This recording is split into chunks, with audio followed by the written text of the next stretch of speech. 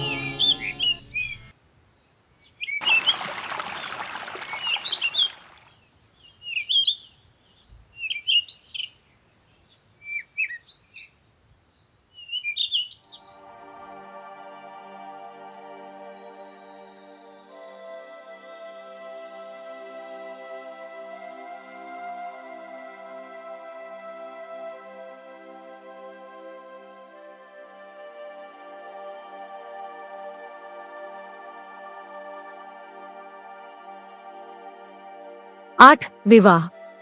एक दंडपाणी नावाचा एक शाक्य होता. त्याला यशोधरा नावाची एक मुलगी होती. ती आपल्या सौंदर्याविषयी आणि चारित्र्याविषयी प्रसिद्ध होती. 2. यशोधरेने 16व्या वर्षात पदार्पण केले होते व दंडपाणी तिच्या लग्नाच्या चिंतेत होता. 3. त्यावेळच्या प्रथेप्रमाणे दंडपाणीने आपल्या मुलीच्या स्वयंवरात भाग घेण्याकरिता शेजारच्या सर्व देशातील युवकांना निमंत्रणे धाडली.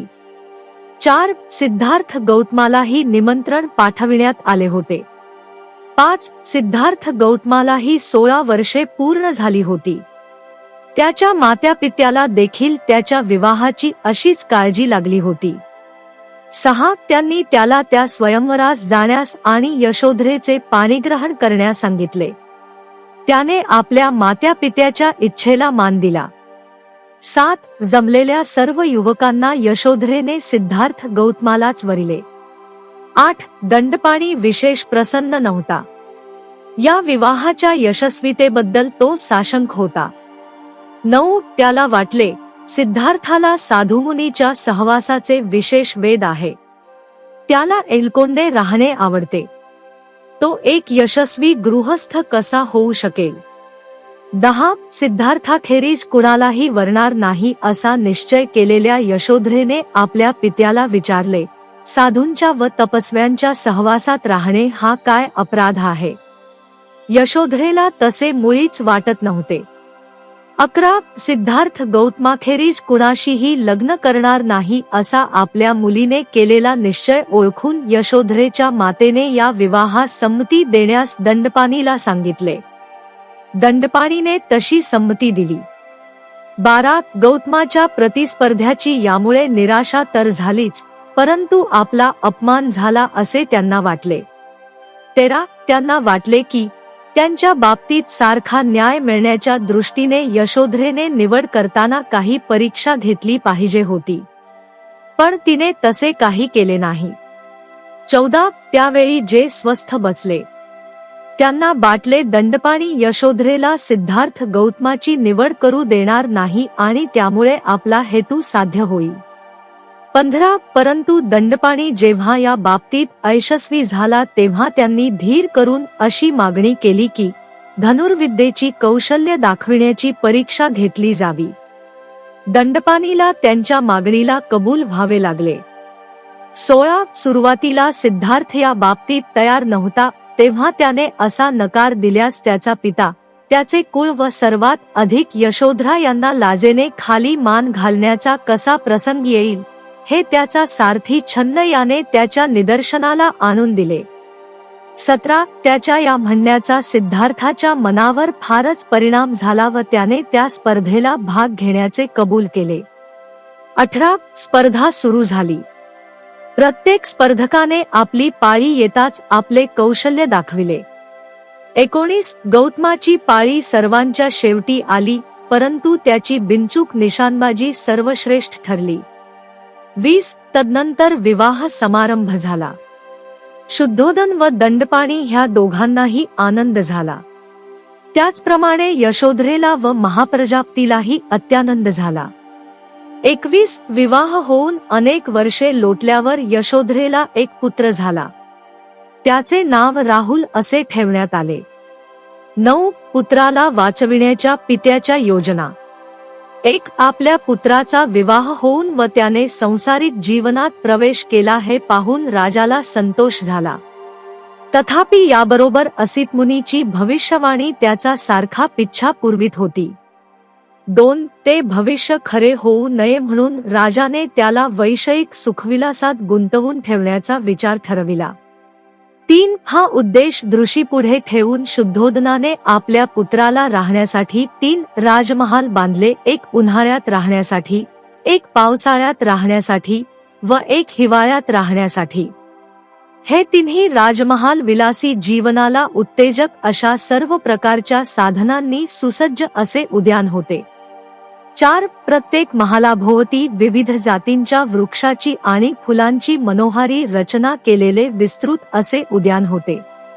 5 आपल्या कुटुंबाचा पुरोहित उद्दीन याच्याशी सल्लामसलत करून राजाने राजपुत्रासाठी अतिसुंदर युवतींनी युक्त अशा अंतपुराची व्यवस्था करण्याचा विचार ठरविला.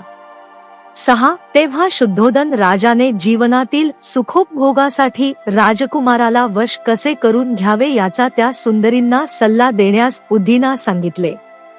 7 अंतःपुरात ठेवाव्याच्या स्त्रियांना एकत्रित करून उद्दीनाने त्यांनी राजकुमाराला वश कसे करून घ्यावे याची त्यांना प्रथम माहिती दिली. 8 त्यांना उद्देशून तो म्हणाला, तुम्ही या प्रकारच्या सर्व वशीकरण कलात कुशल आहात. तुम्ही मदनाची भाषा जाणण्यात चतुर आहात. तुमच्या ठायी सौंदर्य आणि आकर्षकता परिपूर्ण आहे. तुम्ही तुमच्या कसबात वाकबगार आहात. 9 तुमच्या या कलागुणांनी ज्यांच्या ठायी काही वासना शिल्लक राहिलेली नाही अशा योग्यांचे सुद्धा तुम्ही चित्त अस्वस्थ करू शकता आणि ज्यांना केवळ स्वर्गीय अप्सराच भुलवू शकतात अशा शकतात अशा देवांना सुद्धा तुम्ही आपल्या मोहपाशात गुरफटू शकता. 10 हृदयातील भावना व्यक्त करण्याच्या तुमच्या कौशल्याने, तुमच्या नखरेलपणाने, तुमच्या शरीरसौष्ठवाने आणि अकृत्रिम अशा लावण्याने तुम्ही जर स्त्रियांनाही मोहित करू शकता तर मग पुरुषांना तुम्ही किती सहज अंकित कराल. 11 आपल्याला क्षेत्रात अशा प्रकारे कुशल असलेल्या तुम्हाला राजपुत्राला जिंकून त्याला तुमचा बंदी करणे व प्रेमरजौंनी बांधून त्याला तुमचा अंकित करून ठेवणे असाध्य नाही. 12 या बाबतीत तुमच्या हातून घडलेली एखादी बुजरी कृती लज्जेने डोळे मिटणाऱ्या एखाद्या नवधूला शोभेल, पण तुम्हाला ती शोभणार नाही. 13 संशय हा वीर पुरुष आपल्या पराक्रमामुळे महान आहे, परंतु तुम्हाला त्याचे काय? स्त्रीचे सामर्थ्य त्यापेक्षाही मोठे आहे. हाच तुमचा दृढनिश्चय असू द्या. 14 प्राचीन काळी ज्याला जिंकणे देवांनाही कठीण होते अशा एका महान तपस्व्याला काशीतील एका सौंदर्यवती वेश्येने झिडकारून त्याला आपल्या पायी लोळण घ्यायला लावले होते. 15 आणि महान तपस्वी विश्वामित्राला तो तपश्चर्येत निमग्न असतानाही गीताची नावाच्या अप्सरेने 10 वर्षे जंगलात आपला बंदी करून ठेविला होता. 16 यासारख्या अनेक तपस्व्यांना जेथे स्त्रियांनी कवडीमोल केले तेथे ज्याचे यौवन पुष्प प्रथमच उमलत आहे अशा कोमल राजकुमाराची काय कथा. 17 हे असे असल्यामुळे तुम्ही धीटपणाने असे प्रयत्न करा की राजकुळाची वंशपरंपरा सिद्धार्थकडून खुंटणार नाही. 18 सामान्य स्त्रिया सामान्य पुरुषाला अंकित करतात, परंतु ख्या स्त्रिया त्या ज्या असाधारण स्वभावाच्या पुरुषांना जिंकतात.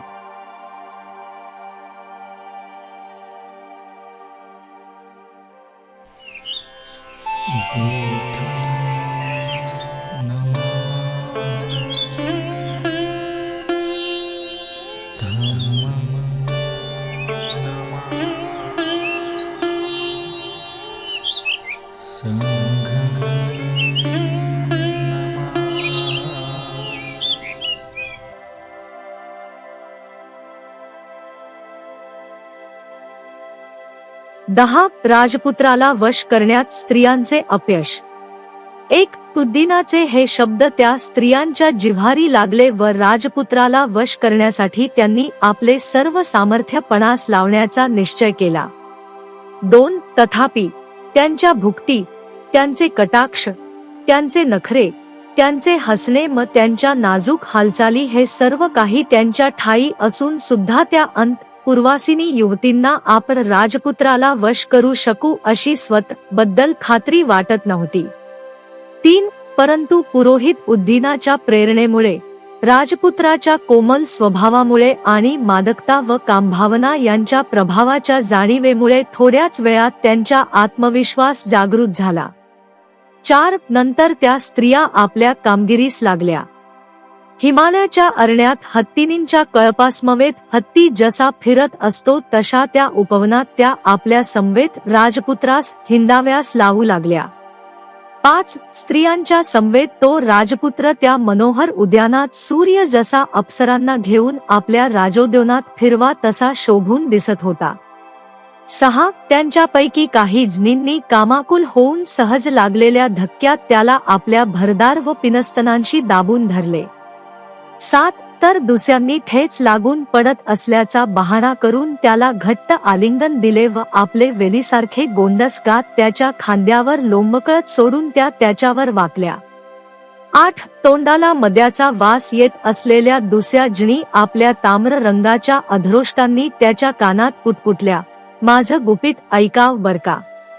9. ज्यांची शरीर उठण्यांनी ओली झाली होती अशा काही जणी त्याचे दोन्ही हात आतुरतेने घट्ट धरून जणू काय त्याला हुकूमच करीत म्हणत होत्या, आमचा पूजाविधी येथेच करा. 10. मद्य पिऊन झिंगल्याचे सोंग करणारी दुसरी एक तिचे निळे वस्त्र पुन्हा पुन्हा खाली सरकत असताना आपली जीभ दाखवीत अशी उभी होती की रात्री चमकणाऱ्या विद्युतेप्रमाणे ती चटकन नजरेत भरत होती. 11. काही जणींनी आपल्या सोन्याच्या पैजणांचा आवाज करीत तल वस्त्रात झाकलेली आपली अंगे त्याला दाखवीत इकडे तिकडे फिरत होत्या. 12. दुसऱ्या काही जणी आम्रवृक्षांची फांदी हातात धरून सुवर्णकलशाप्रमाणे दिसणारे आपले उरोज मुद्दाम दाखवीत उभ्या होत्या. 13. कमलांच्या ताटव्यातून आणलेली कमलपुष्पे हातात धरलेली एक कमलन्यना कमलावती पद्यादेवीसारखी त्या कमलमुख राजपुत्रा शेजारी उभी होती. 14. दुसरी एक सहज समजू शकेल असे मधुर गीत हावभावपूर्वक गात त्या आत्मसन्मयी पुरुषाला कामोत्सुक करण्याचा प्रयत्न करीत होती आणि आपल्या नेत्रकटाक्षाने जणू काय म्हणत होती, तुम्ही भ्रमात आहात बर का. 15. दुसरी एक जण आपल्या तेजस्वी चेहऱ्यावर आपल्या भिकुतीची कमान ताणून वीर पुरुषाचा आविर्भाव आणून त्याची नक्कल करीत होती. 16. जिच्या कानातील कुंडले वायाने सारखी हलत होती अशी उत्फुल्ल उरोज असलेली दुसरी एक यौवन त्याच्या पाहून मोठमोठ्याने हसून जणू काही सांगत होती, पकडा मला, जमत असेल तर. 17. दुसरीकडे जात असताना दुसऱ्या एकीने त्याला पुष्पहाराने बांधून ठेवले तर बाकीच्या काही जणी मधुर पण हत्तीच्या मस्तकावरील अंकुशाप्रमाणे बोचक अशा शब्दांचा मारा करून त्याला जणू काय शिक्षाच करीत होत्या. 18. त्याच्याशी वाद घालण्याची इच्छा बाळगणाऱ्या दुसऱ्या एकीने आंब्याच्या मोहोराची डहाळी हातात धरून विषवासनेने बेभान झालेल्या स्थितीत त्याला विचारले, हे कुणाचे फूल आहे. 19. दुसरी एक जन पुरुषी आव आणून त्याला म्हणाली, स्त्रीकडून जिंकला गेलेला तू, जा, ही पृथ्वी पादाक्रांत कर. 20. दुसरी एक चंचलन्यना आपले नीलकमल हुंगीत उत्तेजित अवस्थेत काहीशा अस्पष्ट शब्दात राजपुत्राला उद्देशून म्हणाली.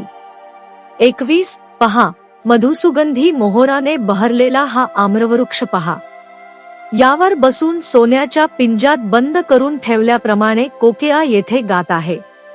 22. या आणि हा अशोक वृक्ष पहा, प्रेमिकांची दुःखे तीव्र करणाऱ्या या वृक्षावर बसून हे भ्रमर असा गुंजारव करीत आहेत की जणू काय ते कामागरीने होरपळून निघाले आहेत.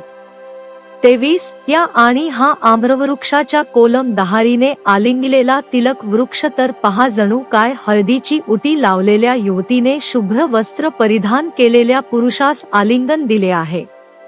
24 हा फुललेला कुर्वक पहा, रक्तचंदन रसासारखा ताजा आणि टवटवीत दिसणारा हा वृक्ष जणू काय रमणींच्या नखांच्या रंगापुढे आपण फिक्के आहोत असे वाटून खाली वाकला आहे. 25 या आणि सभोवर अंकुरलेला हा तरुण अशोक बघा, जणू काय आमच्या हातांच्या सौंदर्यापुढे लज्जित होऊन तो उभा आहे. 26 ज्याच्या काठावर सभोवार सिंदूरवराचे कुंज उगवलेले आहेत असे हे सरोवर पहा, जणू काय शुभ्र व तलव वस्त्रांकित अशी रूपसुंदरीच आराम घेत पहुडावी असे ते दिसत आहे. 27 स्त्री जातीचे सार्वभौम सामर्थ्य पहा, पलीकडे पाण्यात जी चक्रवाकी पुढे पढू जात आहे आणि तिचा प्रियकर चक्रवाक पक्षी एखाद्या दासाप्रमाणे तिच्या मोगोमाग जात आहे.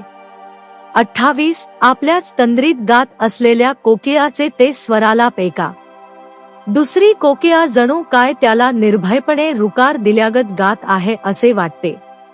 29 वसंत ऋतूत पक्षांत निर्माण होणारा उन्माद आपणातही निर्माण झाला असता व आपण किती बुद्धिमान आहोत अशा विचारात मग्न राहणाऱ्या पंडिताचा विचार आपणास नसता तर किती चांगले झाले असते.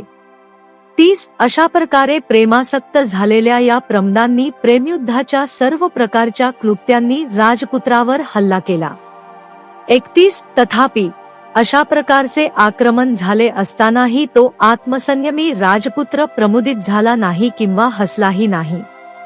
32 त्याच्या नैसर्गिक अवस्थेत त्या स्त्रियांना पाहून तो राजपुत्र स्थिर व एकाग्र मनाने विचार करू लागला. 33 या स्त्रियात अशा कोणत्या गोष्टींची उणीव आहे की त्यांना इतकेही दिसू नये की यौवन हे चंचल आहे, कारण वार्धक्य हे सौंदर्यात जे जे काही आहे ते सर्व नष्ट करणारे आहे. 34 अशा प्रकारे ह्या स्तुतिसुमनांचा वर्षाव अनेक महिने व वर्षे सारखा चालला होता, परंतु तो सफल झाला नाही.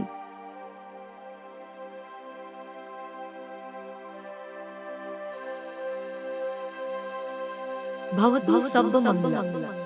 साधु साधु साधु साधु.